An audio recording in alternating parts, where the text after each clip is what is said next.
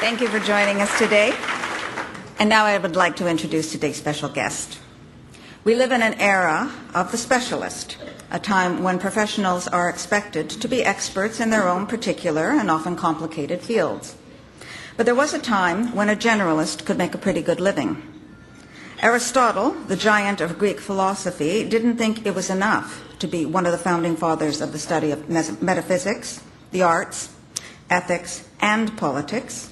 He also considered himself something of an authority on physics, biology, and zoology. All men by nature desire knowledge, he wrote. The idea that the search for knowledge was universal, along with the concept that all arenas of study were somehow linked, fueled centuries of intellectual pursuit. The classical polymath became the ideal of the Renaissance man or woman. Over time, however, it has become common practice for us to focus on particular studies and practical career paths. And it's long been the norm for employers recruiting university graduates to focus often on those from business-related programs. But we are also hearing how innovation and creativity are the keys to competitive success. Employers may need to examine more closely the values of new graduates from the arts, humanities, and social sciences programs, traditionally overlooked by career stream recruiters, and see what they can bring to the workplace. Our guest speaker today is the president of the Social Sciences and Humanities Research Council, an independent federal government agency that funds university-based research and graduate training. It is via this agency that the federal government recently pledged over $200 million for the development of talent and knowledge through scholarships, fellowships, and university-based research. Almost half of this funding will be awarded as graduate scholarships and fellowships in the humanities and social sciences. So how can this benefit Canadian businesses and enterprises? And how can the social sciences and humanities translate into tangible, everyday benefits for society? Dr. Chad Gaffield is more than well equipped to answer those questions. He is one of the foremost authorities on Canadian history, having won numerous awards for his teaching, research, and innovative theories. His analysis of how demographic, economic, and cultural change influences and is influenced by institutional and political history has won him many and much international acclaim.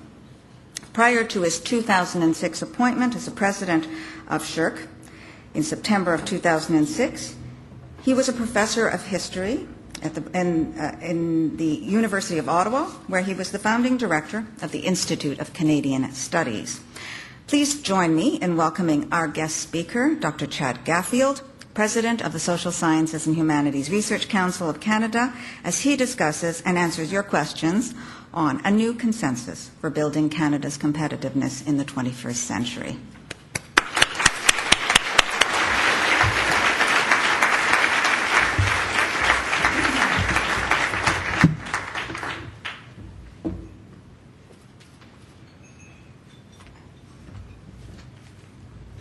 Thanks so much. At the airport yesterday, flying down from Ottawa, I ran into a student who had taken a couple of undergraduate courses with me. You know, one of those moments you look across and you see a face you recognize, and he recognized me, and we started chatting.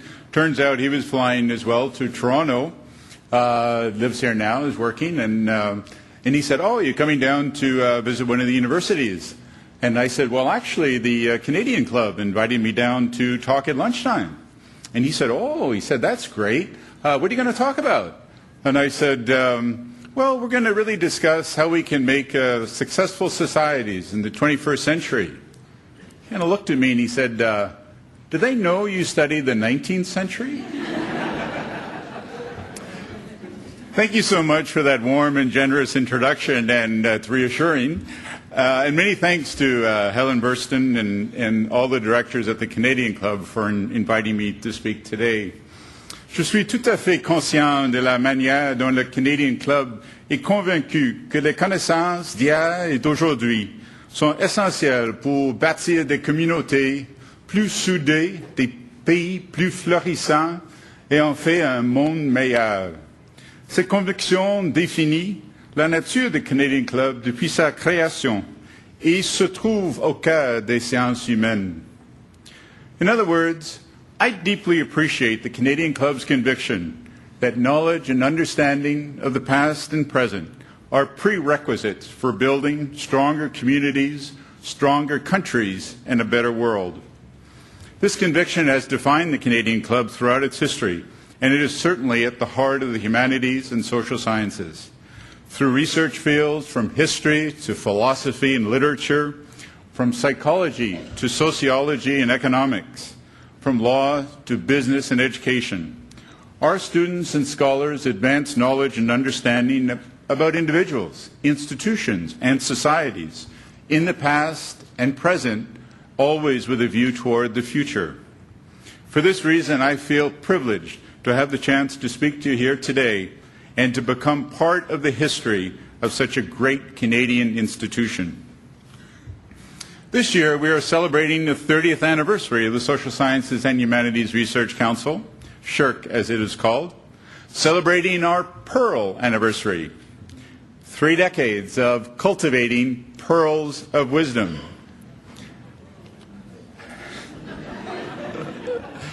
I'd like to give special thanks to colleagues and friends at the head table for taking time out today. And I'd like to especially say how thrilled I am with the high school students that have joined us here today.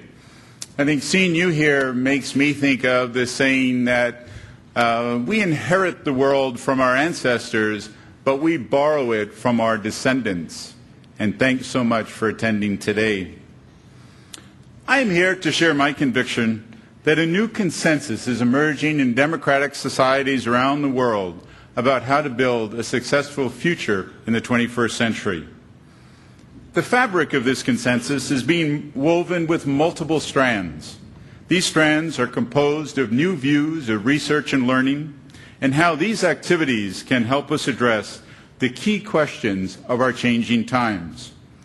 The strength of the fabric promises to support prosperous and sustainable economies, diverse cultures, robust democratic institutions, and safe, just civil societies. My specific focus is on the expanding role being given to and being played by the social sciences and humanities. Metaphorically speaking, the humanities and social sciences are moving to center stage, shoulder to shoulder, as I like to say, with the natural and health sciences and engineering. The key questions at the heart of the social sciences and humanities have become a focus of attention in public debate. Who we are, where we have been, and where we might go as individuals and societies. My sense is that this new recognition reflects deep conceptual changes that have begun defining the 21st century as a truly new era. Why is a new consensus now emerging about how societies can best succeed in the globalizing 21st century? How have the humanities and social sciences moved to center stage? To begin with, let's consider 3 changes that characterize our new era. 1, a new recognition of complexity. 2, a new embracing of diversity. And 3, a new emphasis on creativity. Not that long ago, an individual's talent and prospects in life were often officially defined by the results of a single test that produced a single number, the famous IQ test. Today, no one would make this claim. No advertising firm now targets the average man or the normal shopper, as they did until recent decades. Rather, each individual is now recognized to include complex cognitive, emotional, and psychological qualities that defy simple labeling. For example, Abninder Litt from the University of Waterloo, the winner of SSHRC's highest honor for doctoral students last year, is now at Stanford University researching new approaches to marketing that focus on individual consumer decisions. Beyond recognition of the complexity of each individual is a new appreciation of how the differences among humans are expressed differently depending on the context. Albert Einstein taught us that particles interact differently according to time and place. For their part, scholars in the social sciences and humanities now emphasize how the unique and defining features of individual humans make our interactions with each other infinitely more complex. Our research projects show that the itinerary of our lives is often multi-causal and non-linear, reflecting both individual differences and group dynamics. And the communications revolution is making our interactions more and more complex, as predicted first, I believe, by one of the 20th century's great thinkers, Harold Innis. It was Innis whose perception of the social implications of time-bending and space-bending communications media inspired Marshall McLuhan and others who have helped us and the world begin to come to grips with the digital age. The challenge of analyzing, interpreting, and understanding humans is truly hard. We now know that there is nothing soft about the social sciences and humanities. Along with recognizing complexity, we are also embracing diversity. Until recently, the dominant metaphor for imagining a society was a cookie cutter. For most of the 19th and 20th centuries, a successful country was seen to need an homogeneous population, and public policies tried to impose a one-size-fits-all standard for behavior and identity. Diversity was defined as a problem to be solved. In contrast, researchers have now taught us that all societies have multiple origins, multiple identities, depending on who is defining them and what criteria are being used. We now recognize that no single perspective can hold all the answers. Societies around the world now deeply regret the oppressive efforts of past decades to make everyone conform to the dominant culture. Not only is the pursuit of uniformity now seen to be misguided, but we realize that sameness can lead to weakness and even vulnerability, while diversity can strengthen. No one now wants to put all their eggs in one basket, and no one wants all their eggs to hatch a single mindset. In other words, the humanities and social sciences make clear that globalization should not be viewed as Westernization. Rather, globalization holds the promise of an internationalization in which diverse societies and cultures interact with other diverse individual societies and cultures. From this perspective, globalization can enhance our ability to ask and address questions that concern all of humanity. At the same time, scholars have made clear that to embrace diversity is not to welcome every perspective as valid. Rather, we must confront consciously and publicly the evidence that supports each perspective. And we must address philosophical, moral, and ethical questions in ways that reflect and are informed by the best that our top minds have to offer. And scholars in Canada have certainly been helping the world come to grips with such questions, including Charles Taylor, SSHRC's first gold medal winner. Canadian scholars such as Taylor are showing the world how we can benefit from diversity through robust cultures and institutions. No longer is the goal simply to tolerate each other. We now seek to engage each other.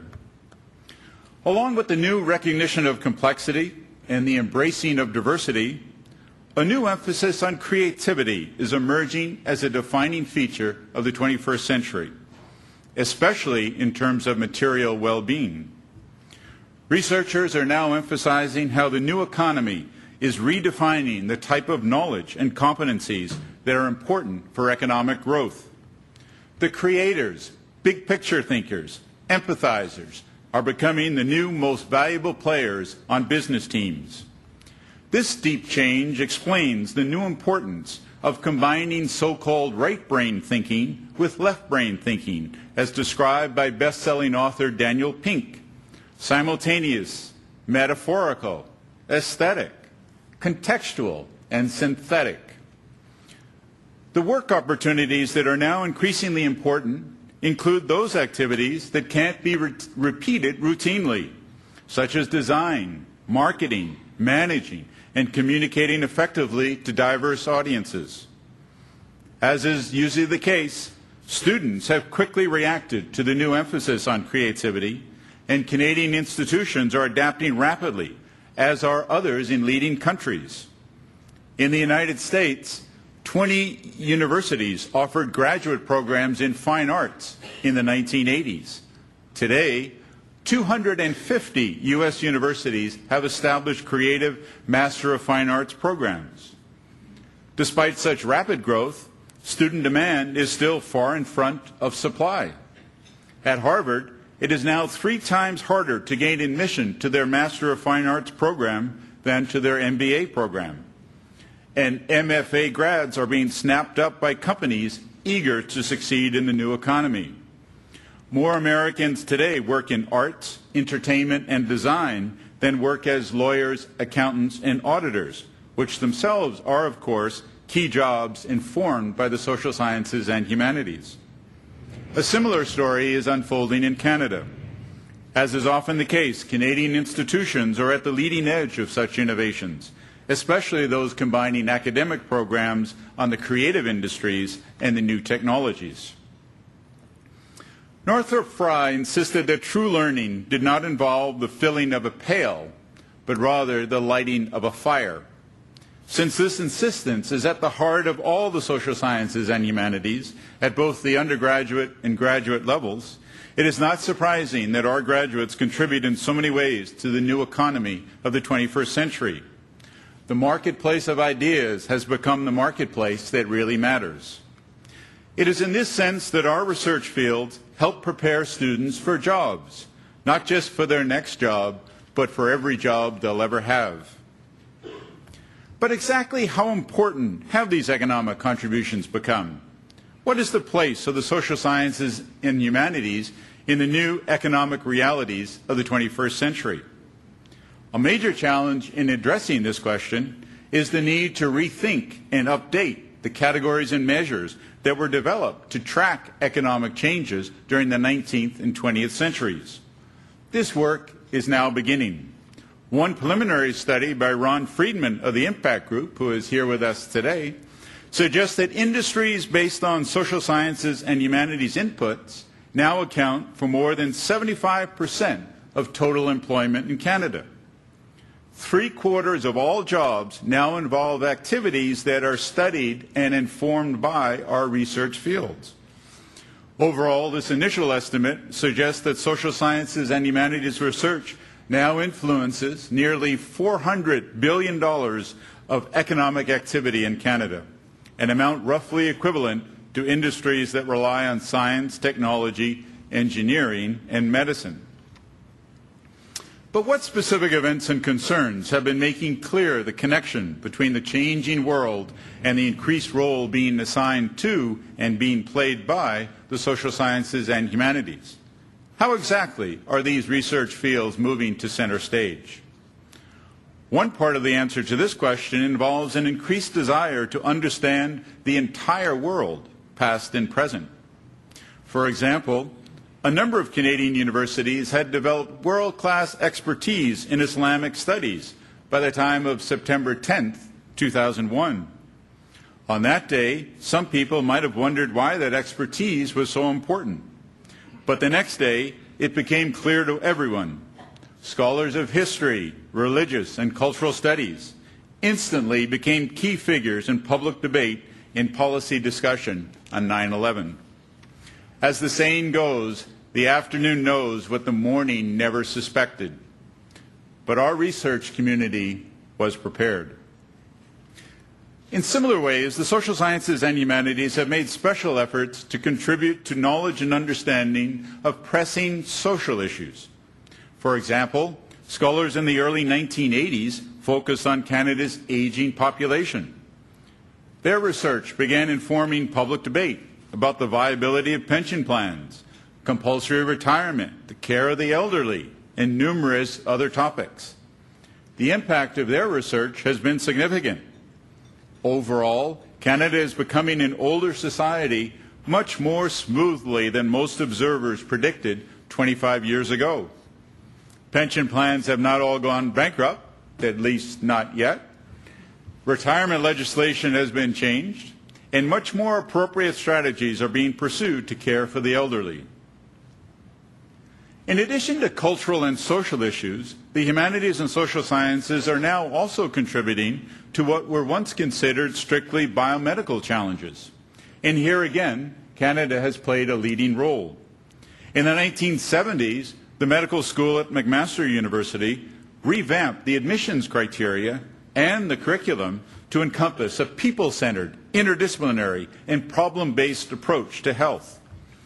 Today, the incoming class at McMaster's DeGroote School of Medicine includes students who have majored in music, accounting, history, yay, and other programs in the social sciences and humanities. This approach has become familiar in universities across Canada and around the world. And students in medical schools now often take courses in narrative medicine, where they learn how to benefit diagnostically from skillful literary analysis of a patient's story.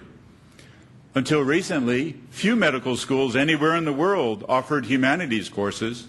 Today, 3 out of 4 do in the United States, many of them inspired by the Canadian precedent.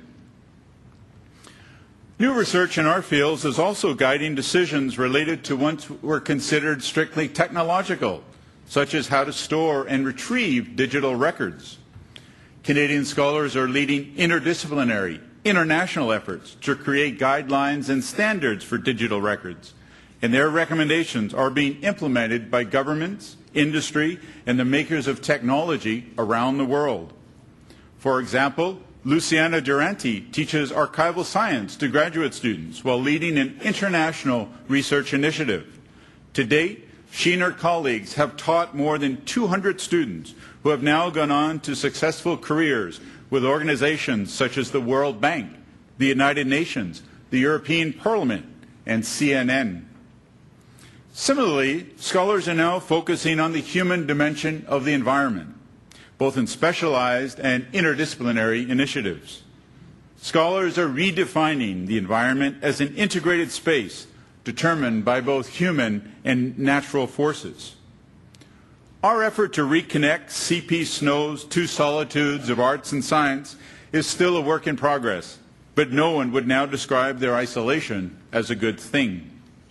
Rather, scholars across fields are now helping us, the public and policymakers, gain a better understanding of the complex economic, social, cultural, and technological forces that shape and are shaped by global environmental changes.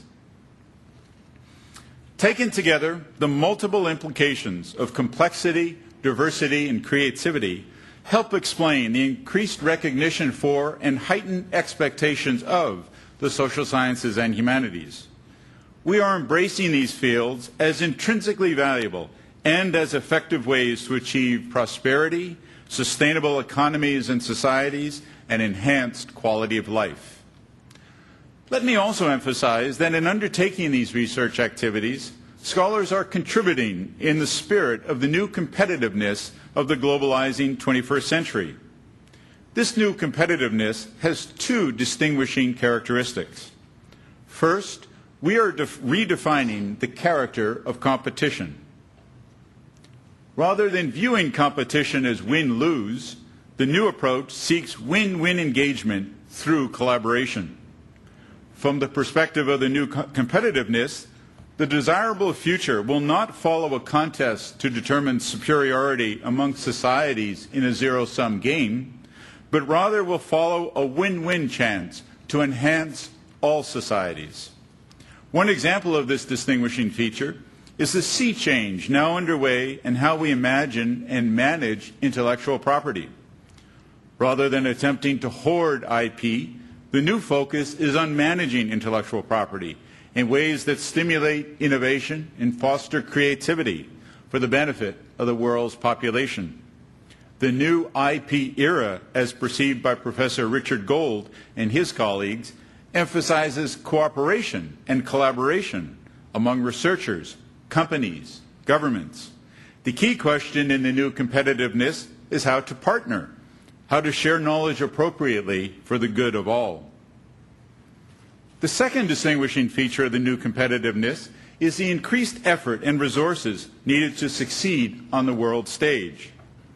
The most familiar metaphors for this new feature come from sports. We hear about the global race for talent, or the fact that the bar has been raised for productivity. The same imagery applies to the Canadian tradition of competition for research funding. Our grant competitions welcome all comers in a true meritocracy. The ranking and selection is evidence-based, with comprehensive evaluation by nonpartisan experts. Everyone knows that being good is not good enough. This past summer, for example, Professor René Guimond-Plourde remembered achieving a PhD in terms of completing an intellectual marathon, while the announcement of her winning a SSHRC grant made her feel like she had been named to the Olympic team for her research discipline. This sentiment is certainly understandable. SSHRC supports the top 9,000 of the 71,000 humanities and social sciences researchers and graduate students that occupy more than half of our campuses. A recent study placed Canada in the top 3 countries in the world for scholarly publications in the social sciences. Another study of all disciplines showed that Canada produces about 4.5% of the world's total number of scholarly articles in all fields. 4.5% in all fields. For the social sciences in particular, Canada's proportion is 5.5%. For the humanities, Canada's proportion is 6%. In other words, Canada scholars in the social sciences and humanities punch well above their weight. And in keeping with the new era, these scholars are joining together and collaborating with diverse partners to advance knowledge and contribute to society. That is why we at the Social Sciences and Humanities Research Council help scholars build alliances between the campus and the larger community. For the past 10 years, for example, our Community University Research Alliance program has supported partnerships between university-based researchers and community-based organizations. CURAs, as they are now known internationally, have goals that go beyond research to promote knowledge mobilization for the benefit of the larger society and to enhance the quality of research and learning on campuses. All the universities represented here today are splendid examples of how campuses are now connecting to their larger communities. In the Toronto area, for example, scholars at Ryerson University and their community partners are studying how to make entertainment more accessible to those with special needs.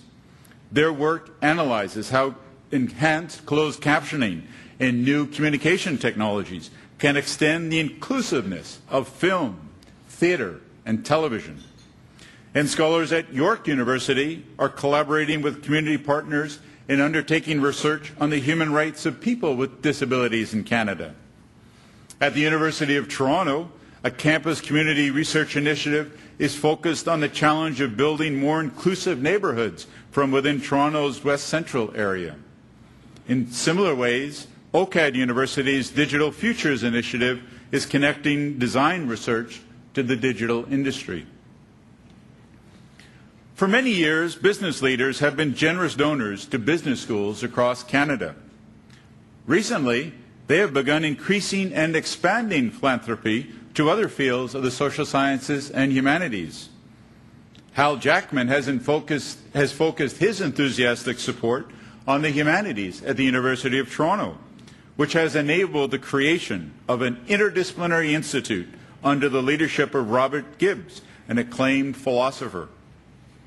More recently, Jim Basili announced a transformative grant of $100 million to create the Basili School of International Affairs, involving the University of Waterloo, Wilfrid Laurier University, and the Centre for International Governance and Innovation. Such initiatives are now helping the social sciences and humanities realize their full potential as contributors to Canada and the world. Let me conclude by emphasizing that we should not be surprised that the humanities and social sciences in Canada are well positioned to help us succeed in a world of complexity, diversity, and creativity. The story of Canada is one of multiple cultures, languages, experiences, and perspectives. And as Canadians, we address complexity and diversity every day. And Canada has historically invested in the creativity, the intellectual assets of the entire population. Yes, we have been successful hewers of wood and drawers of water, but we have also been deeply committed to developing our human capital. In the 19th century, public schooling helped Canada become one of the most literate societies in the world. In the 20th century, public universities spread from coast to coast and have produced graduates whose diplomas are recognized internationally as first-rate. In my own case, I consider myself profoundly fortunate to have received an undergraduate and graduate education in our public universities. I know that my story is characteristic of thousands of us, including so many of you here today. And it says something important about Canada. And since the 1960s and 1970s, we have built a made-in-Canada curriculum for elementary and high schools and have provided support for unprecedented research intensity in Canadian universities. Together with related developments both on and beyond the campus, Canada has developed a distinctiveness that is praised internationally. In other words, the story of Canada is the story of complex, diverse, and creative people, of a country that was thereby able to blossom during the 20th century. I think the evidence is now clear that Canada's success thus far has been enabled by investing in people, intellectual assets, human capital, the best natural resource, and by investing in research about who we are, where we have been, and where we might go. One key result is that we demand quality, genuine quality, for our businesses, our institutions, our neighborhoods, our communities. We're demanding of the type of society we want to live in. We are demanding of each other. We engage each other. We demand the best of each other, though not at the expense of each other. In other words, Canadians are well positioned to draw on the past and present to face the future. It is for all these reasons and many more that the social sciences and humanities are now moving to center stage, helping us build a world of prosperous and sustainable economies, diverse and strong cultures, robust democratic institutions, and safe, just civil societies. By working together across campuses, communities, and internationally, we can ensure that our descendants will look back on us as the founders of successful societies in the 21st century. Thank you very much.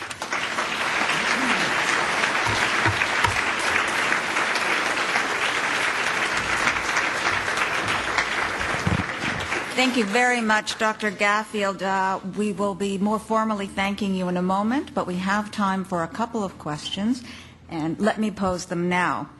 First, drawing on your background as an historian, can you tell us what it takes to thrive in the 20th century versus what it took in the 20th or in the 19th century? What are the distinctive differences today? Well, that's a big question. The first thought that jumps to mind, though, last week I had a chance to see an interview with one of the vice presidents of Vale, the Brazilian mining company that's become so globally important. And he was asked, now that that company is around the world and is growing so quickly, what are the three big challenges that he and his other managers are really preoccupied with? He said, 1, human capital, 2, cultural integration, and 3, risk management. And as he was talking about their importance, I was instantly thinking about research projects, about our fields that really focus on those questions. One that jumps to mind, for example, is Grégoire Murray at the Université de Montréal. He and his colleagues, 70 colleagues, are trying to come to grips with the changing workplace. And many of the words, I think, are around the new sense of complexity, diversity, and creativity. And that's why, actually, the book that you got today, I think it captures a little bit some of the ways in which I think researchers are trying to come to grips with the changing workplace and what that means both for Canada and globally. Thank you. Now another question, and this connects with our young people in the audience today, who you mentioned. We have high school students who are joining us. And what 2 or 3 pieces of advice would you offer them about preparing for successful lives and careers? Well, the first I think thing that jumps to my mind is how risky it is to give advice, particularly when it's not asked. And I also know as an historian, our ability to predict what's going to be good 10 years from now in any society is not great. But maybe in that context, 2 things jump to mind. I would say when people say to you, what are you going to do? Interpret that question in terms of what are you going to do next? And then choose something to do next that has meaning and significance for you, whatever that may be. So that's, I think, the first thing is to focus on what to do next. But combining with that, I think the second piece of advice I would give is do it, whatever you choose, to the absolute best of your ability.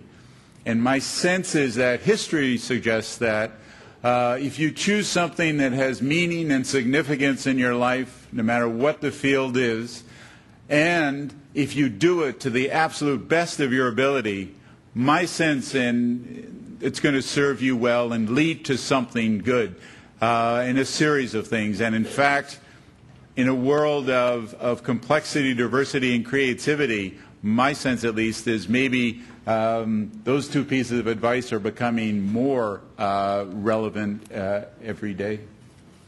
But I would also be very cautious about the advice part. I know that. Thank you, Dr. Gaffield. I would now like to call on Gordon Raman of the Canadian Club Board to formally thank you on behalf of the club. Gordon?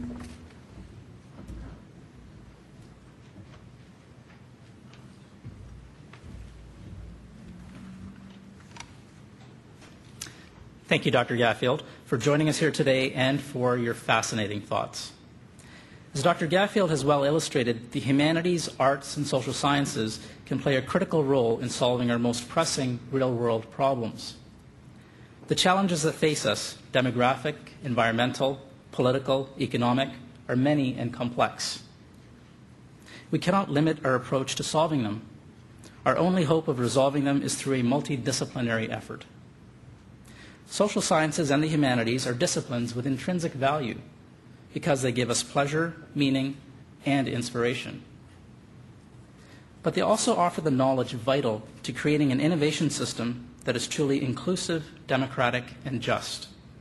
Today, as in Renaissance times, another era of great change and innovation, a well-rounded, educated human being ought to be knowledgeable about a variety of areas and, of course, be skilled as thinker, communicator, and leader. The study of social sciences and humanities can be among the essential building blocks for success across the academic, public, private, and not-for-profit sectors. History shows us that wisdom can flow down to us through the ages from many varied sources. If we open our eyes and minds to this wisdom, we might all profit. As Sir Isaac Newton once famously said, "If I have seen further than you, it is by standing upon the shoulders of giants." Thank you.